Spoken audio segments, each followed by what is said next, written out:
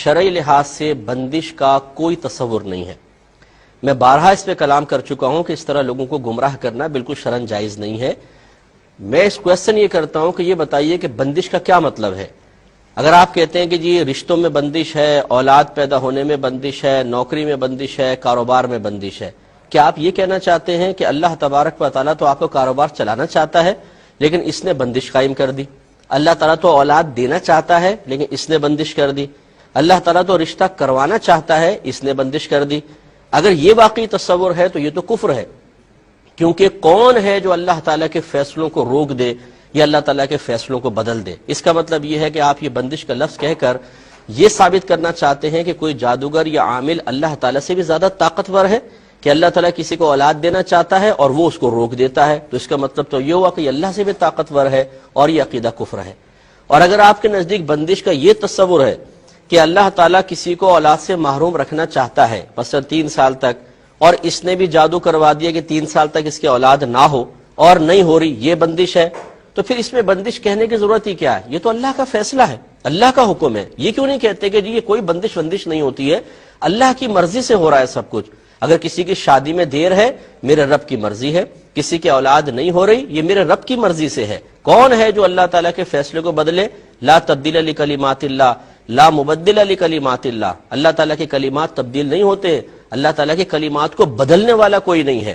لہٰذا اس قسم کے تصورات قائم کر کے لوگوں کے لیے ان آستانوں پر اور ان جادوگروں کے پاس جانے کے راستے کھول دینا کہ جو عزتیں بھی لوٹ رہے ہیں، پیسہ بھی لوٹ رہے ہیں، لوگوں کو پاگل بنا رہے ہیں۔ ضروری نہیں ہے کہ آپ اگر جواب دیتے ہیں تو سب کے سب آپ ہی کے پاس آئیں گے۔ لوگ لاکھوں کروڑوں لوگ ہیں جو اس قسم کے پروگرام دیکھنے کے بعد اس قسم کے جعلی لوگوں کے ہاتھوں میں لٹ رہے ہیں مسلسل، اور اس کا ذمہ دار وہ شخص بھی ہے جو مکمل شرعی تعلیم کے بغیر اس طریقے سے جوابات دے تو وہ قابل گریفت ہے۔ لہذا بندش کا کوئی تصور نہیں ہے بھائی جان۔ صحابہ کرام علیہم رضوان صرف ایک عقیدہ رکھتے تھے، اگر ان کو کوئی کسی چیز کی رکاوٹ محسوس ہوتی وہ کہتے میرے رب کی مرضی ہے، ہم اپنے رب کی رضا پر راضی ہیں، تو وہ اطمینان رہتا تھا، قلب بھی مطمئن، ذہن بھی پرسکون، ایمان بھی مضبوط۔ آج ہمارے ایمان اتنے کمزور ہو گئے کہ اللہ تعالیٰ کی آزمائش کا تصور ختم، اللہ تعالیٰ سے امیدیں معاذ اللہ منقطع ہوتے ہم نے دیکھی ہیں۔ عاملوں سے امیدیں لگا بیٹھے کہ یہ عامل کرے گا جو کچھ کرے گا، اولاد یہی دے گا، رشتہ یہی کروائے گا، کاروبار یہی چلوائے گا۔ بولتے ہیں یار اللہ سے تو دعائیں کر کر کے تھک گئے معاذ اللہ، اب کون ہے جی؟ یہ بابا ہے۔ ارے بابا، یہ بابا بیچارہ کیا کرے گا؟ بابا یہ اگر کچھ کر سکتا ہوتا تو یہاں کیوں بیٹھا ہوتا؟ آپ ان سے یہ کیوں نہیں پوچھتے؟ یہ تو بادشاہ بنا ہوتا اگر ہر چیز کو اپنی مرضی کے موافق کرنے پہ قدرت رکھتا۔ جو یہ بڑے بڑے دعوے کرتے ہیں اور دیواروں اور پوسٹرز پہ انہوں نے لکھوایا ہوا ہے، تو یہ تو پرائم منسٹر ہونے چاہیے تھے اس وقت پورے ملک کے، اور سپر پاور بن جانے چاہیے تھے، کیونکہ اپنے تعویذات استعمال کرتے، اپنے اوپر دم کرتے اور پہنچ جاتے آسمانوں پر۔ لیکن ایسا نہیں ہے، وہ آپ کے پیسوں کا محتاج شخص بیٹھا ہوا ہے اور آپ اسی کے قدموں میں گر کر اللہ تعالیٰ کو فراموش کر کے اور اپنے ایمان کے خلاف کام کر رہے ہیں۔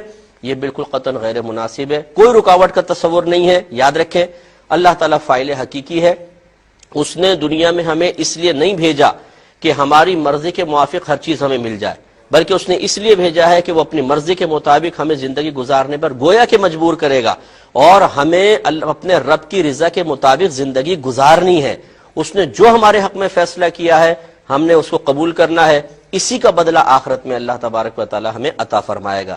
جب انسان اللہ کی رضا پر راضی نہ رہے بلکہ اس کی تمنا یہ ہو جائے کہ اللہ تعالیٰ میری مرضی کے مطابق چلے، اور پھر وہ دنیا کو جنت بنانے کی کوشش کرے کہ یہاں جو کچھ میں چاہوں مجھے مل جائے، بس یہی اس کی میجر مسٹیک ہے، اور اس نے گویا کہ نہ اللہ تبارک و تعالیٰ کی حکمتوں کو سمجھا، نہ دنیا میں آمد کے مقصد کو سمجھا، تو وہ تباہ و برباد ہوگا۔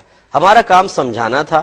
مجھے پتا ہے کہ یہ باتیں ہر ایک کی سمجھ میں نہیں آتی ہیں، آپ لاکھ سمجھا لیں، ان عورتوں نے اس قسم کے جعلی باباؤں کے آستانوں کو آباد کر رکھا ہے، وہاں جاتی ہیں، اپنی عزتیں بھی داؤ پہ لگاتی ہیں، شوہروں کا پیسہ خرچ کرتی ہیں، اور پھر ملتا کیا ہے؟ ٹھینگا۔ بعض اوقات وہی چیز ملتی ہے کہ جو اللہ تعالیٰ نے دینی ہے۔ تو اس لیے ایمان کو مضبوط رکھیں، اپنے اللہ تعالیٰ سے تعلق مضبوط رکھیں، انشاءاللہ سب کچھ حاصل ہوگا۔